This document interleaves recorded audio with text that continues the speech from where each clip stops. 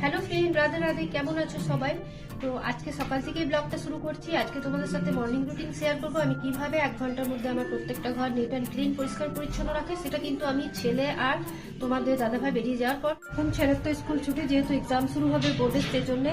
তো এখন চলো তোমাদেরকে মোটামুটি দেখাই যে আমার ঘরগুলোর অবস্থা ঠিক কীরকম আছে, আর আমি 1 ঘন্টার মধ্যে কিভাবে একবারে নিট অ্যান্ড ক্লিনভাবে পরিষ্কার পরিচ্ছন্ন করছি সেটাই তোমাদের সাথে শেয়ার করবো।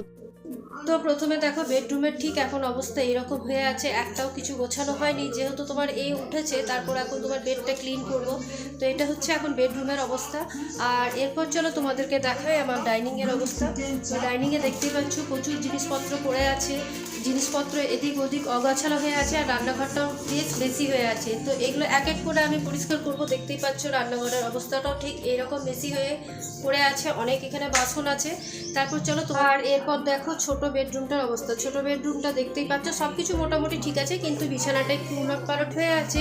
আর এইদিকে তোমার অনেক কাপড় জমে আছে, কালকে যেহেতু তোমার সন্ধ্যাবেলা কাঁচা হয়েছিল তো সেগুলো শুকিয়ে গেছে, আর আলনাটাও বেশ অগোছালো হয়ে আছে। তো চলো এখন তো প্রথমেই চলে এসেছি আমি মেশিনটা চালাতে। যা যা কাপড় রাখা আছে সেগুলোকে আগে ভিজিয়ে দেব, আর যতক্ষণ এগুলো ওয়াশ হবে ততক্ষণ কিন্তু আমি অন্যান্য কাজগুলো করে নিতে পারবো। তাতে কি আমার দুটো সুবিধা, এদিকে কাপড়টাও কাচা হয়ে যাবে আর অন্যান্য যে কাজগুলো আছে সেগুলোও হয়ে যাবে। আর মোটামুটি মেশিনে কাচতে একটু তো সময় লাগেই, তোমরা তো জানোই। আর তারপর আমি সোজা চলে আসবো তোমার ডাইনিংয়ে। যেহেতু আমার রোড থেকে ঢুকেই প্রথমেই রুমের মধ্যে ডাইনিংটা পড়ে, তো তাই ডাইনিংটা সবসময় পরিষ্কার রাখা উচিত। তো রাস্তায় অন্যান্য দিন যদি পরিষ্কার করে না রাখতে পারি তো সকালে উঠেই কিন্তু আমি এরকমভাবে পরিষ্কার করে থাকি। তো দেখতেই পাচ্ছ যা যা জিনিস ছিল সব কিছু হাটিয়ে দিলাম, আর তারপর এখন কলিন দিয়ে ভালোভাবে গ্লাসটাকে আমি মুছে নিচ্ছি। তো ডাইনিং টেবিলটা ক্লিন হলেই যা যা আছে ডাইনিংয়ে আমার সে প্রত্যেকটা ফার্নিচার বলো যেটুকুই আছে, ফ্রিজ আছে, একটা টিভি র্যাক আছে, ছোটোখাটো জিনিসপত্র প্রত্যেকটা জিনিসকেই কিন্তু আমি একটু কলিন দিয়ে পরিষ্কার করে নেব।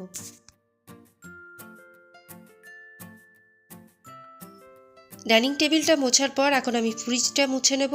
তো ফ্রিজটাও দেখো কলিন দিয়ে আমি মুছছি, আর এমনি তো প্রতিদিনই মোছা হয়ে থাকে, প্রত্যেকটা ফার্নিচারই আমরা প্রতিদিন মুছে থাকি। কিন্তু প্রতিদিন সপ্তাহে একটা দিনের মধ্যে অনেকটাই তফাৎ থাকে। প্রতিদিন আমরা কিছু কিছু জিনিস বাদও দিয়ে থাকি, হয়তো আজকে তোমার ডাইনিংটা করলাম তো কালকে তোমার ওটা করলাম, এরকমভাবে প্রত্যেক দিনটা করে থাকি। আর একদিনেরটা যেটা 1 ঘন্টায় আজকে যেটা আমি করছি, সপ্তাহে একদিন যেটা করি সেটা কিন্তু প্রতিটা ফার্নিচারকেই করি। তো তাই দেখতেই পেলে ফ্রিজটাও করলাম। আর এরপর টিভির র্যাকটাতে চলে এলাম। টিভির র্যাকের মধ্যে যা যা জিনিস আছে প্রত্যেকটা জিনিসকে সরিয়ে সরিয়ে ভালোভাবে মুছে নিচ্ছি। আর আমি তো কলিন দিয়ে তোমরা দেখেইছো, প্রতিদিন আমি কিন্তু কলিন ইউজ করি না, এই সপ্তাহে একদিনই আমি কলিনটা ইউজ করে থাকি। খুব যদি দেখি গ্লাস তোমার নোংরা হয়ে গেছে বা কোনো জায়গায় একটু অপরিষ্কার লাগছে, তখন কিন্তু আমি তোমার কলিনটা ব্যবহার করি। তাছাড়া কিন্তু আমি প্রতিদিন কলিন ফার্নিচারে দিই না। এরপর যেটা মেন কাজ সেটা হলো প্রতিটা রুমের আমি কিন্তু এইরকমভাবে ঝুলটা ঝেড়ে নিই। তাহলে কি হয়, সপ্তাহে যেটুকু ঝুল জমে সেই ঝুলটা কিন্তু আমাদের আর বাড়িতে থাকে না। আর মাঝের মধ্যে যদি মনে হয় যে ঝুল একটু হয়ে থাকে, তো তখন কিন্তু আমি তার মধ্যেও আমি কিন্তু একবার করে ঝুল ঝাড়াটা বুলিয়ে দিয়ে থাকি প্রতিটা রুমে। তো দেখো এখন ঝুলটা প্রত্যেকটা ঘরে বুলোনোর পর এখন আমি চলে এসেছি ওপরে যে তোমার এই যে পর্দা টাঙানো থাকে তার অ্যাঙ্গেলগুলো, তারপর এসি যা যা জিনিস থাকে প্রত্যেকটা জিনিসকে আমি কিন্তু ভালোভাবে মুছে নিচ্ছি। যেটুকু ধুলো বা ডাস্ট আছে সেগুলো কিন্তু যাতে তোমার আর না থাকে সেগুলো পরিষ্কার করে নিচ্ছি। আর এরপর এখানে ছেলে পড়তে বসে, তোমরা তো দেখেইছো। তো তাই এই জায়গায় যে ওর পড়ার টেবিলটা রেখেছে, স্টাডি টেবিলটা, সেটাকেও মুছে তারপর ভালোভাবে পরিষ্কার করে নিলাম। আর এর মাঝখানে একবার আমাদের এই যে পুচুন সোনা চলে এসছে ডিস্টার্ব করতে, তো ওকেও তোমাদেরকে একটু দেখিয়ে দিই। আর ঘুম থেকে ওঠার পর সব থেকে বড় কাজ হচ্ছে এই বেডটাকে তোমার ক্লিন করা। তো দেখতেই পাচ্ছ এখন বালিশগুলো আমি উঠিয়ে সাইডে রাখবো, তারপর মশারি আছে, র্যাক আছে, এগুলো প্রত্যেকটাকে পাত পাত দিয়ে তোমার গুছিয়ে রাখা। তো এটা হচ্ছে একটা বিশাল কাজ। তো দেখো বেডটা আমার ভালোভাবে গোছানোর পর এখন আমি কিন্তু কম্বলগুলো কোথায় রাখবো।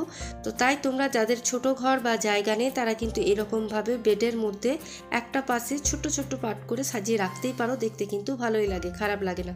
তো দেখো আমার বেডরুমটা কিন্তু গোছানো একদম কমপ্লিট, প্রত্যেকটা ফার্নিচার থেকে সব কিছু। এরপর চলে এসেছি ছোট বেডরুমে। তো ছোট বেডরুমটা তো তোমরা দেখতেই পাও, বেশিরভাগ রাত্রে ছেলে এখানে পড়ে, তার জন্য একটু উলট পালট হয়ে থাকে। তাছাড়া এই রুমটার মধ্যে কোনো জায়গা যে তোমার উলট পালট বা কিছু হয়ে থাকে তা নয়। আর এই আলনাটায় যেহেতু হাজব্যান্ডের জামা কাপড় থাকে, তো সারাদিনে এখান থেকে জামা কাপড় টেনে টেনে পরে বলে, তো যেটুকু মানে তোমার এলোমেলো হয় সেটাকে আমি কিন্তু ভালোভাবে আরেকবার সকালবেলায় উঠে পরিষ্কার করে গুছিয়ে নিই, তাহলে দেখতেও ভালো লাগে, তাই না? তো তাই করলাম, দেখো আলনাটাকে ভালোভাবে গুছিয়ে নিলাম।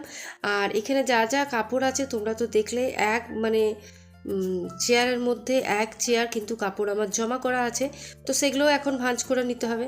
তো দেখো এক এক করে এখন কাপড়গুলোকে ভাঁজ করে নিচ্ছি।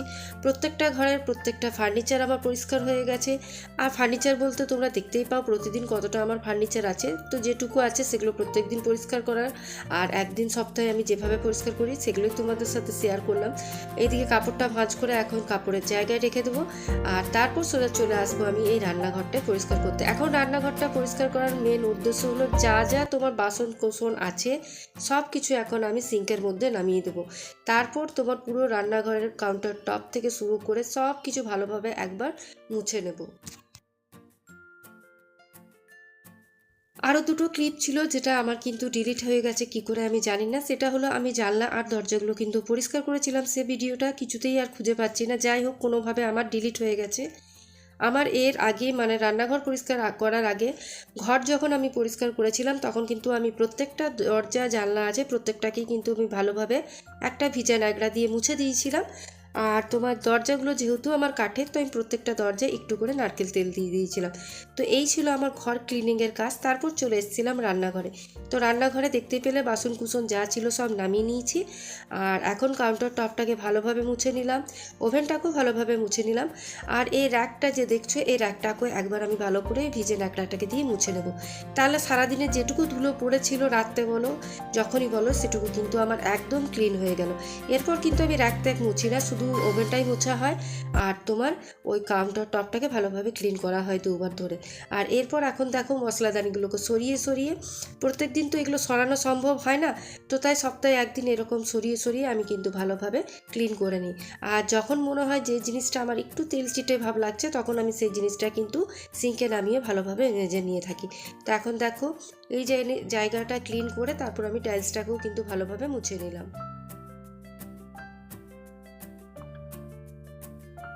আর সবার শেষের কাজ হচ্ছে তোমার এই জায়গাটাতে যা যা বাসন জমেছে সেগুলোকে পরিষ্কার করে নেবো। তো এখন বাসনগুলো মেজে তারপর জলগুলো এখানে ঝরতে দেবো। আগে আমি ঝুড়ির মধ্যে রেখে দিতাম, তো এখন আর ঝুড়িতে রাখি না, এই তোমার এই মানে কাউন্টার টপের উপরে রেখে দিই। যেহেতু আমি দেখি জলটা ঝরে এখানেই পড়বে, আর ঝুড়িতে রাখলেও এখানেই পড়ে। যেহেতু আমার তো আর বাইরে আমি রাখতে যাব না, যেহেতু আমাদের বাইরে কুকুর বিড়াল এগুলো সবসময় ঘুরে বেড়ায় তার জন্যে, তো তার জন্য আমি কিন্তু এই জায়গাটাতেই আবার জলগুলো ঝরতে দিয়ে দিই। আধ ঘন্টা মতন জলটা ঝরে গেলে তারপর কিন্তু আবার তোমার জায়গাটা শুকিয়ে যায়, আবার পরিষ্কারও হয়ে যায়। তো বাসনটা মাজা হওয়ার পর দেখো আমি কিন্তু সেই জায়গার সিঙ্কটাকেও ভালো করে পরিষ্কার করে নেব, আর সেই জায়গার টাইলসগুলোকে, কারণ যেহেতু তোমার যে লিকুইডটা দিয়ে আমরা মেজে থাকি বা সাবান দিয়ে মেজে থাকি তার ফেনাটা কিন্তু ছিটিয়ে ছিটিয়ে তোমার এই টাইলসের মধ্যে লেগে থাকে, তো দেখতে একটা বড্ড মানে হোয়াইট হোয়াইট স্পট পড়ে যায়, বড্ড বাজে লাগে। সেটা যাতে না লাগে সঙ্গে সঙ্গে যদি আমরা একটা ভিজে ন্যাকড়া দিয়ে পুরো টাইলসটাকে মুছে নিই, সিঙ্কটা পরিষ্কার করে নিই, তাহলে কিন্তু সেই নোংরাটাও হয় না আর দেখতেও বাজে লাগে না। আর এরপর এই যে ডাল দুটো বাকি ছিল ঢালা, তো সেই ডাল দুটোকেও ঢেলে নিচ্ছি।